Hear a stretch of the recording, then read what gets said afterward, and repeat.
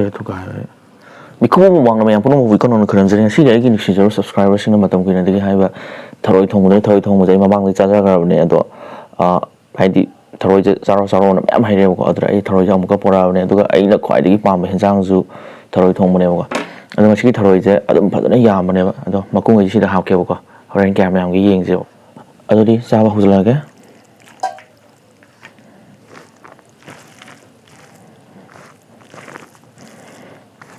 ꯊꯔꯣꯏꯁꯦ ꯌꯥꯝꯗꯤ ꯌꯥꯝꯕꯅꯦ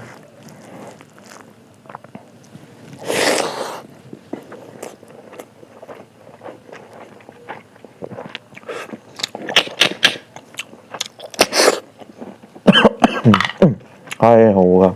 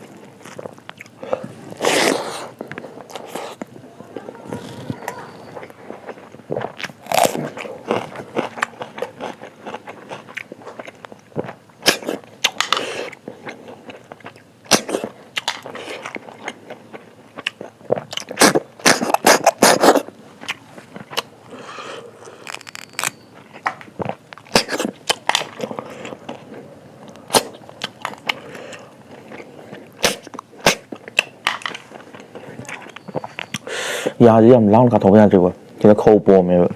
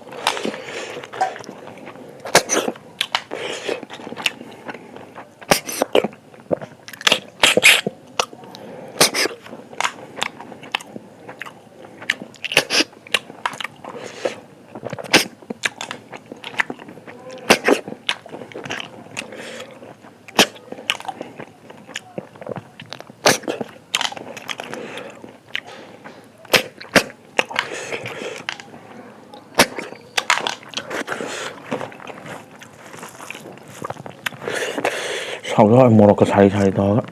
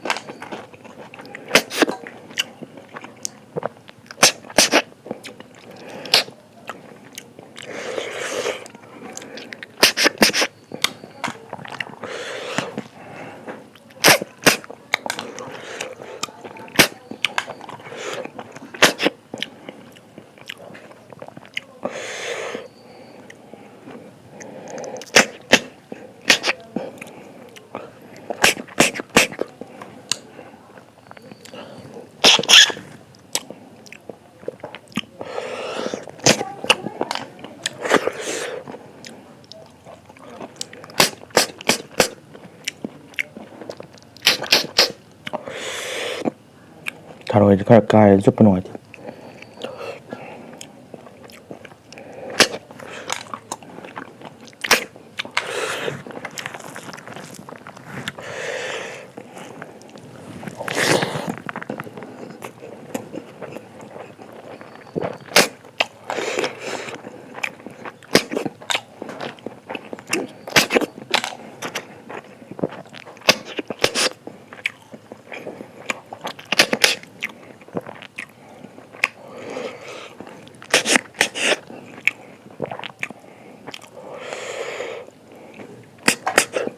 ꯑꯁ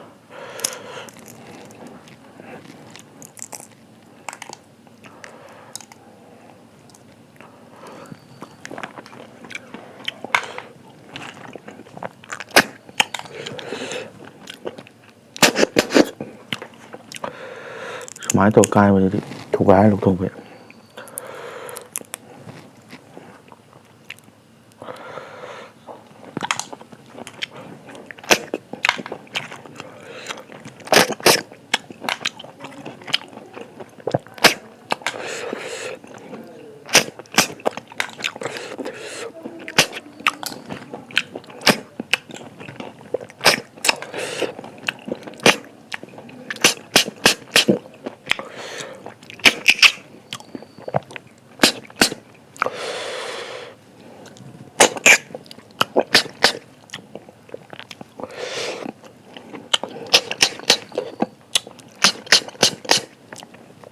ꯏꯃꯥꯏ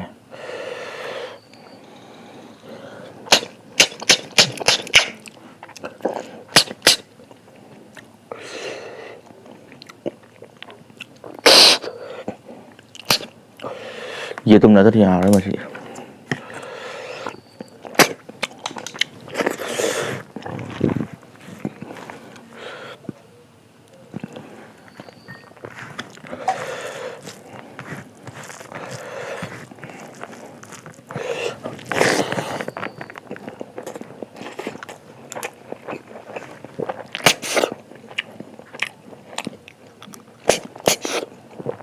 ꯊꯔꯣꯏꯁꯦ ꯌꯥꯝ ꯀꯥꯏ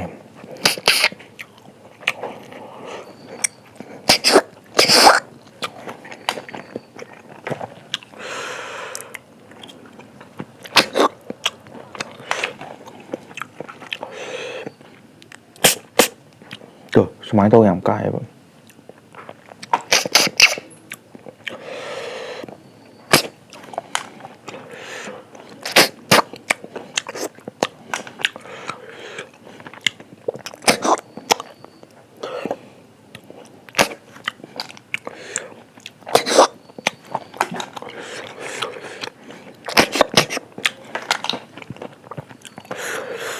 ꯅꯤꯝꯕꯨ ꯄꯥꯅꯤ ꯍꯥꯞꯆꯟꯕꯅꯦ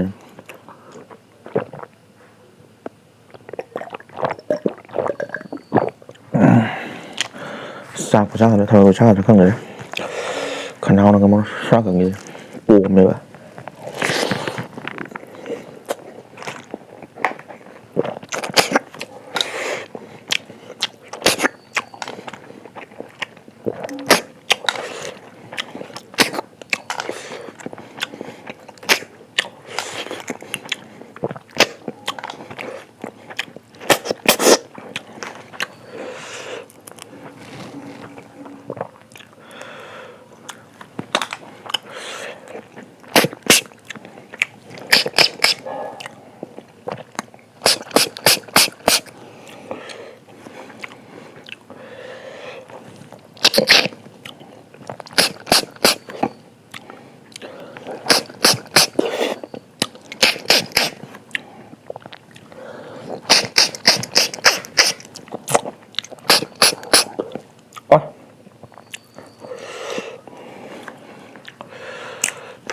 ꯁꯨꯃꯥꯏꯅ ꯇꯧꯔ ꯊꯨꯒꯥꯏꯔꯦ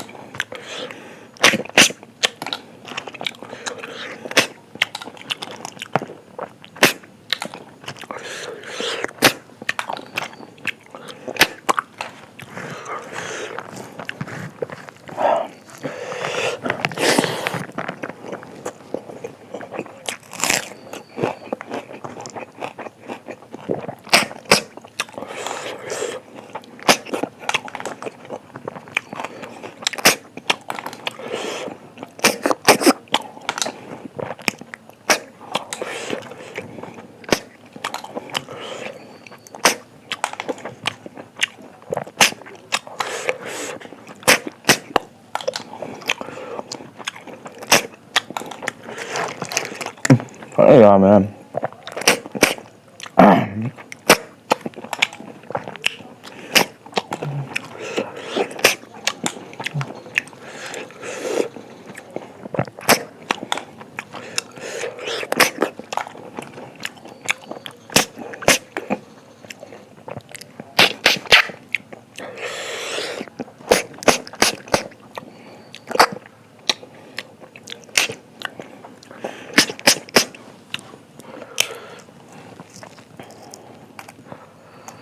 말해 두고 알로 더버려.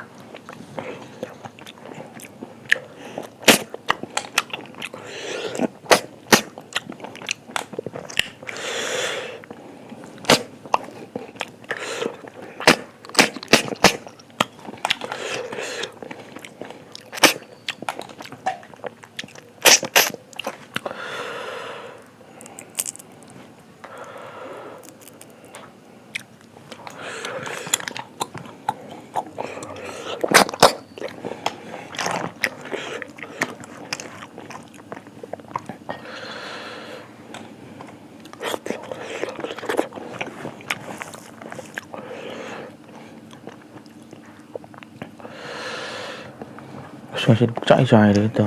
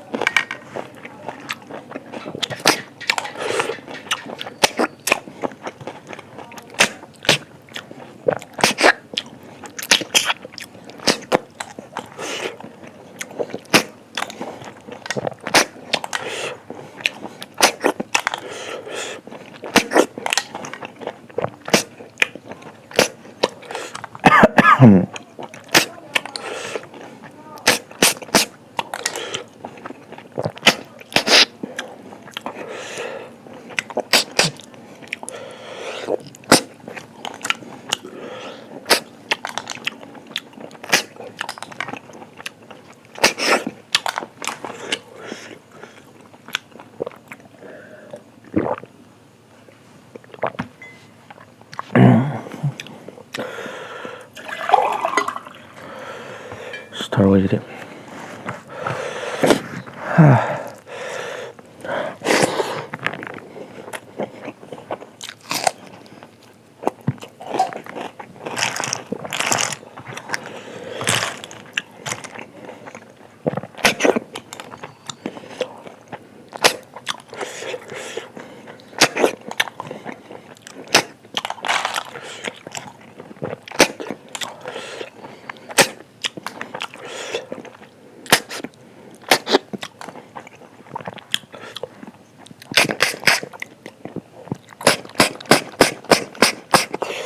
임마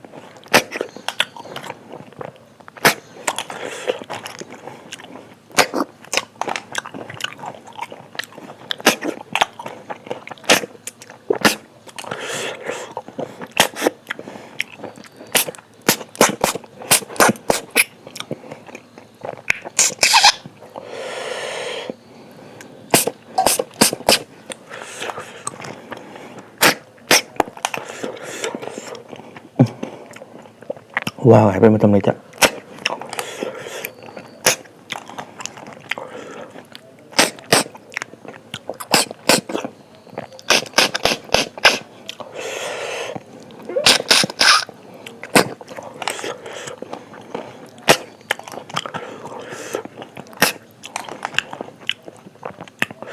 시간 완전 좀 봐. 이게 시에 두 가지 단.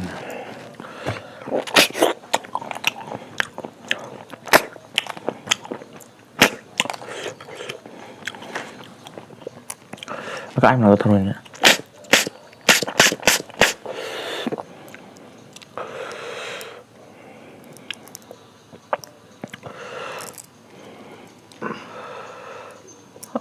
Mana juga mana.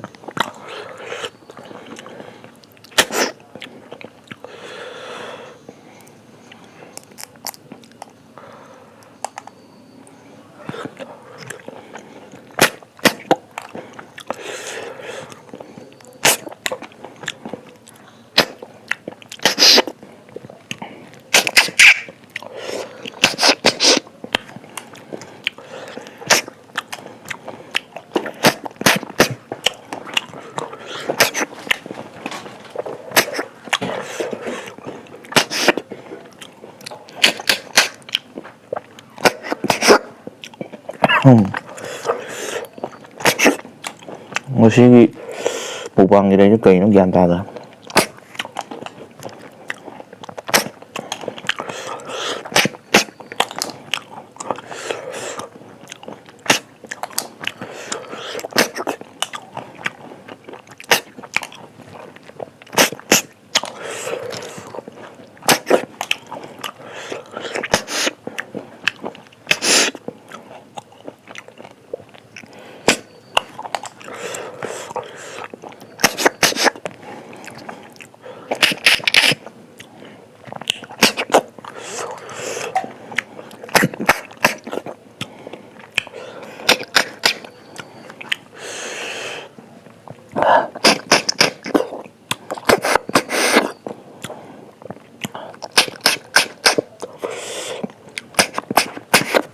Nah, tuh nggak aja.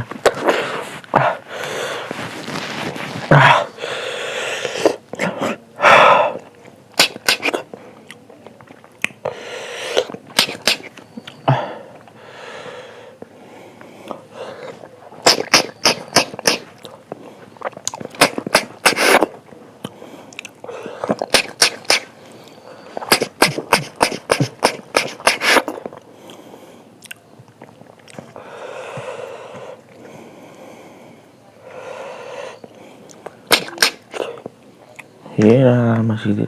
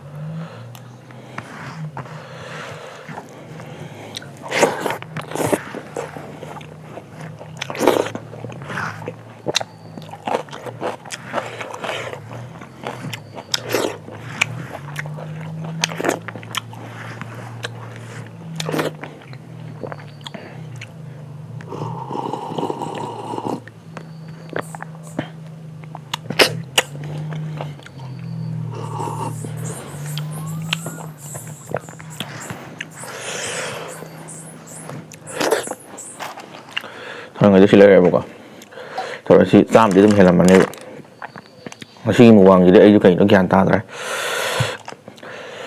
ở đây đi ra với lười mình mà đang nhớ được chuyện nào đó cái mà thông video đó ngoài vòng bờ rồi